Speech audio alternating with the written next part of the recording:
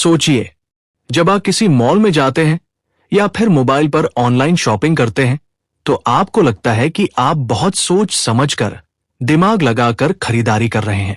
आप दाम देखते हैं, क्वालिटी का अंदाजा लगाते हैं और फिर फैसला करते हैं। लेकिन सच्चाई कुछ और है। असल में आपका निर्णय सिर्फ दिमाग नहीं लेता, बल्कि आपका दिल, आपकी भावनाएं और आपके आसपास का माहौल भी बराबर हावी रहते हैं। यही है असली मार्केटिंग की मनोविज्ञान। कभी गौर किया है, हम वही ब्रांड क्यों चुन लेते हैं जिसे हम बार बार विज्ञापनों में देखते हैं? क्यों लिमिटेड टाइम ऑफर देखकर अचानक हमें जल्दी जल्दी खरीदने का मन होने लगता है? और क्यों किसी बड़े सेलिब्रिटी का नाम सुनते ही प्रोडक्ट अपने आप ज्यादा भरोसेमंद लगने लगता है? यही सारे रहस्य इस किताब द साइकोलॉजी ऑफ मार्केटिंग में खोले गए हैं। लेखक बताते हैं कि किसी भी इंसान का असली निर्णय लेने वाला केंद्र सिर्फ तर्कशील दिमाग नहीं होता, बल्कि उसकी इमोशंस होती हैं। जब आप किसी प्रोडक्ट को पहली बार देखते हैं तो आपका अवचेतन मन तुरंत प्रतिक्रिया देने लगता है, जैसे अच्छा लगना, आकर्षक लगना, कस्टमर्स को भरोसा जगना या उल्टा। शक होना, असुरक्षा महसूस होना, यानी असली चुनाव की जड़ भावनाओं में होती है। जब कोई विज्ञापन हमें एक कहानी दिखाता है, परिवार का अपनापन, सुरक्षा का एहसास या सपनों की तस्वीर, तो हम उससे जुड़ाव महसूस करने लगते हैं। इसके बाद दिमाग दिल के उस फैसले को सही ठहराने के लिए तर्क ढूंढता है। मार्केटिंग की असली ताकत यही वजह है कि सिर्फ प्रोडक्ट की फीचर्स बताना काफी नहीं होता। अगर कोई कंपनी अपने जूते को सिर्फ टिकाऊ और सस्ते कहकर बेचने की कोशिश करे तो असर सीमित होगा। लेकिन अगर वही जूता ये मैसेज दे, ये सिर्फ जूता नहीं, ये आपकी मेहनत की पहचान है, तो बात सीधा दिल तक पहुंचती है। स्कैर्सिटी और सोशल प्रूफ का असर। लेखक यहां दो बड़े मनोवैज्ञानिक हथियारों का जिक्र करते हैं। नंबर 1, कमी, स्कैर्सिटी। जब हमें लगता है कि कोई चीज सीमित है तो हमारी चाहत अचानक बढ़ जाती है। यही कारण है कि सिर्फ आज के लिए या आखिरी 10 पीस बचे हैं जैसी लाइनें हमें तुरंत खरीदारी पर मजबूर कर देती हैं। नंबर 2, सामाजिक प्रमाण, सोशल प्रूफ। जब हम देखते हैं कि हजारों लोग पहले ही किसी प्रोडक्ट को पसंद कर चुके हैं तो हमें भी भरोसा होने लगता है कि यह सही होगा। भीड़ का असर हमें सुरक्षा का एहसास कराता है। रंग, आवाज और माहौल आपको शायद अंदाजा भी नहीं होता, लेकिन रंग, ध्वनि और माहौल आपके फैसले को गहराई से प्रभावित करते हैं। लाल रंग ऊर्जा और तुरंत कार्रवाई का भाव जगाता है। नीला रंग भरोसा और स्थिरता का एहसास कराता है। यही कारण है कि बड़ी कंपनियां अपने लोगो और पैकेजिंग को बहुत सोच समझकर डिजाइन करती हैं। खरीदारी का असली सफर हमेशा दिल से शुरू होता है और फिर दिमाग उसे सही ठहराता है। अगर कोई मार्केटर इस सीक्वेंस को समझ ले तो वो ऐसे अनुभव और संदेश बना सकता है जो ग्राहक के दिल में गहरी छाप छोड़ दें और सालों तक याद रहें। क्या आपने कभी सोचा है कि लोग क्यों मानते हैं कि वे अपने सारे फैसले खुद लेते हैं? उन्हें लगता है कि खरीदते वक्त पूरा नियंत्रण उनके हाथ में है, लेकिन हकीकत में छोटे छोटे मनोवैज्ञानिक संकेत हमारे चुनाव को चुपचाप दिशा दे रहे होते हैं। लेखक बताते हैं, यही है पर्सुएशन यानी मनाने की असली कला, और यही सफल मार्केटिंग की रीढ़ है। जब कोई बात किसी विशेषज्ञ, सेलिब्रिटी या भरोसेमंद संस्था की ओर से आती है तो लोग उस पर बिना ज्यादा सवाल किए भरोसा कर लेते हैं। यही कारण है कि ब्रांड्स अपने विज्ञापनों में डॉक्टर, खिलाड़ी या नामी हस्तियों को लाते हैं। उदाहरण के लिए, जब कोई मशहूर खिलाड़ी कहता है कि यह स्पोर्ट्स शू उसके लिए परफेक्ट है तो ग्राहक तुरंत सोचने लगता है, अगर ये उसके लिए सही है तो मेरे लिए भी होगा। इंसान की फितरत है कि उसके बोल और उसके काम में तालमेल रहे। अगर आप किसी से पहले एक छोटा सा वादा करा लें, जैसे क्या आप अपनी हेल्थ का ध्यान रखना चाहते हैं, तो बाद में उसी से संबंधित प्रोडक्ट बेचना आसान हो जाता है। उसका मन कहता है, मैंने पहले हाँ कहा है तो अब उस पर अमल भी करना चाहिए। हम उन्हीं लोगों या ब्रांड से प्रभावित होते हैं जिन्हें हम पसंद करते हैं। ये पसंद कई वजहों से बनती है। समानता महसूस होना, आकर्षक व्यक्तित्व दिल छू लेने वाली कहानी ही कारण है कि कंपनियां मुस्कान, प्यारे चेहरे और अपनापन भरे विज्ञापन बनाती हैं ताकि ग्राहक तुरंत नजदीकी महसूस करे। जब हमें कुछ फ्री में मिलता है, जैसे छोटा सा गिफ्ट, बोनस या मुफ्त सैंपल, तो हमारे अंदर ये इच्छा पैदा होती है कि हम बदले में भी कुछ दें। यही वजह है कि मॉल में टेस्टिंग करवाई जाती है और ई-कॉमर्स साइट्स डिस्काउंट कूपन देती है। ग्राहक अनजाने में उस कृपा का हिसाब चुकाना चाहता है, लेकिन लेखक चेतावनी देते हैं, यह सारी तकनीकें तभी लंबे समय तक असर करती है जब ब्रांड इन्हें ईमानदारी और जिम्मेदारी से इस्तेमाल करे। अगर सिर्फ धोखे के लिए इस्तेमाल हुआ तो ग्राहक का भरोसा टूट जाएगा और नुकसान कहीं ज्यादा होगा। मनाने की कला सिर्फ शब्दों की बाजीगरी नहीं है, ये इंसानी दिमाग और व्यवहार की गहरी समझ है। वही मार्केटर लंबे समय तक सफल होता है जो इन ट्रिगर्स का सही, जिम्मेदार और नैतिक इस्तेमाल करे। दोस्तों, मार्केटिंग की सबसे बड़ी चुनौती क्या है? सिर्फ प्रोडक्ट को दिखाना नहीं, बल्कि लोगों का ध्यान खींचना और फिर उनके दिमाग में लंबे समय तक याद रहना। आज के जमाने में हमारा ध्यान बंटा हुआ है।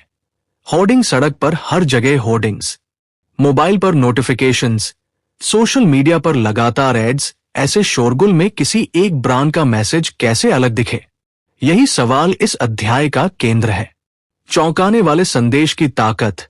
लेखक कहते हैं, हमारा दिमाग असामान्य चीजों को नजरअंदाज नहीं कर पाता। अगर कोई ऐड बाकी सबकी तरह साधारण हो तो हम उसे भूल जाते हैं, लेकिन अगर वह हटकर हो तो तुरंत असर डालता है। जैसे अगर कोई टूथपेस्ट ये कहे कि यह सिर्फ दांतों को चमकाता नहीं बल्कि आपके आत्मविश्वास की चाबी है, तो ये बात हमारी याददाश्त में ज्यादा गहरी छप जाती है। जैसे रेपिटेशन का असर, बार बार सुनाई देने वाली चीजें दिमाग में गहराई तक बैठ जाती है। यही कारण है कि ब्रांड्स अपनी जिंगल्स और टैगलाइन बार बार दोहराते हैं। धीरे धीरे वही शब्द हमारी स्मृति का हिस्सा बन जाते हैं और जब खरीदने का समय आता है तो सबसे पहले वही ब्रांड याद आता है। जैसे रंग और ध्वनि का जादू भी उतना ही गहरा है। लाल रंग तुरंत ध्यान खींचता है, अर्जेंसी का एहसास कराता है। हरा रंग शांति और भरोसा जगाता है। छोटी सी ध्वनि भी बड़ी पहचान बन सकती है। उदाहरण के लिए, मोबाइल कंपनियां अपनी खास नोटिफिकेशन टोन से ही याद रह जाती हैं। लेखक बताते हैं कि सूखी जानकारी भुला दी जाती है, लेकिन कहानी कभी नहीं भूलती, क्योंकि कहानी हमें अपने अनुभवों और भावनाओं से जोड़ देती है। इसलिए जब ब्रांड किसी प्रोडक्ट को कहानी की तरह पेश करता है तो वह सीधे दिल में उतर जाता है। मार्केटिंग सिर्फ दिखाने की कला नहीं है, ये ध्यान खींचने, भावनाएं जगाने और स्मृति में गहरी छाप छोड़ने की प्रक्रिया है। वही ब्रांड आगे निकलता है जो लोगों के दिमाग और दिल दोनों में अपनी स्थायी जगह बना ले। दोस्तों, इस अध्याय में हम एक बेहद महत्वपूर्ण सवाल का जवाब ढूंढेंगे। लोग असल में क्यों खरीदते हैं? क्या वे सिर्फ जरूरत की वजह से खरीदारी करते हैं या उनके पीछे कोई और गहरा कारण छिपा होता है? लेखक कहते हैं, लोग प्रोडक्ट नहीं खरीदते, वे उससे मिलने वाला अनुभव, पहचान और भावनाएं खरीदते हैं। कोई महंगी कार सिर्फ चलने के लिए नहीं खरीदी जाती, वह स्टेटस और आत्मसंतुष्टि का प्रतीक बन जाती है। कोई ब्रांडेड कपड़ा पहनने से व्यक्ति को लगता है कि उसकी सोशल इमेज बेहतर है। यानी असली खेल जरूरत का नहीं बल्कि भावनाओं और इच्छाओं का है। लोग सोचते हैं कि वे तर्क से निर्णय लेते हैं, लेकिन असल में दिल पहले फैसला करता है और दिमाग बाद में उसे सही ठहराने के लिए बहाने ढूंढता है। जब कोई नया मोबाइल हमें पसंद आता है तो हम पहले उसे चाहने लगते हैं, फिर खुद को समझाते हैं, इसका कैमरा अच्छा है, इसकी बैटरी लंबी है, लेकिन असली कारण था कि हमें उसका लुक और एहसास पसंद आया। खरीदारी का बड़ा हिस्सा भरोसे पर टिका होता है। अगर ग्राहक को ब्रांड पर विश्वास नहीं है तो चाहे प्रोडक्ट कितना भी अच्छा क्यों ना हो, वो नहीं बिकेगा। भरोसा बनाने के लिए ब्रांड को चाहिए। हम सब अपने आप को समाज में एक खास तरीके से दिखाना चाहते हैं, इसीलिए लोग अक्सर उन ब्रांड्स को चुनते हैं जो उनकी पहचान और जीवन शैली से मेल खाते हैं। जैसे फिटनेस प्रेमी व्यक्ति हेल्दी फूड ब्रांड चुनता है, जबकि टेक्नोलॉजी में रुचि रखने वाला व्यक्ति हमेशा नए गैजेट्स की ओर आकर्षित होता है। खरीदारी सिर्फ पैसों का लेन देन नहीं है, ये दिल, दिमाग और समाज से जुड़ा हुआ फैसला है। सफल मार्केटिंग वही है जो इंसान की जरूरत से आगे बढ़कर उसकी भावनाओं और पहचान को समझे। दोस्तों, इस आखिरी अध्याय में हम बात करेंगे लंबे समय तक सफल ब्रांड बनाने का असली राज क्या है। कई लोग चाहते हैं कि उनका प्रोडक्ट रातों रात मशहूर हो जाए, लेकिन सच्चाई ये है कि टिकाऊ सफलता धीरे धीरे बनती है। तात्कालिक ऑफर, छूट और चमक दमक शायद ग्राहक को पहली बार खींच ले, लेकिन अगर आपके पास क्वालिटी और भरोसा नहीं है तो वह ग्राहक दोबारा कभी वापस नहीं आएगा। लेखक कहते हैं कि मार्केटिंग सिर्फ बेचना नहीं है, ये ग्राहकों के साथ रिश्ता बनाने की प्रक्रिया है, और रिश्ते समय के साथ गहरे होते हैं। ग्राहक को बार बार अच्छा अनुभव देना, उनकी जरूरत को समझना और उन्हें यह महसूस कराना कि आप उनकी परवाह करते हैं, यही चीज लंबे समय तक ब्रांड को सफल बनाती है। लगातार सुधार, कंटिन्यूअस इंप्रूवमेंट जरूरी है। बाजार बदलता है, लोग बदलते हैं, और इसलिए हर ब्रांड को निरंतर सीखना और बदलना पड़ता है।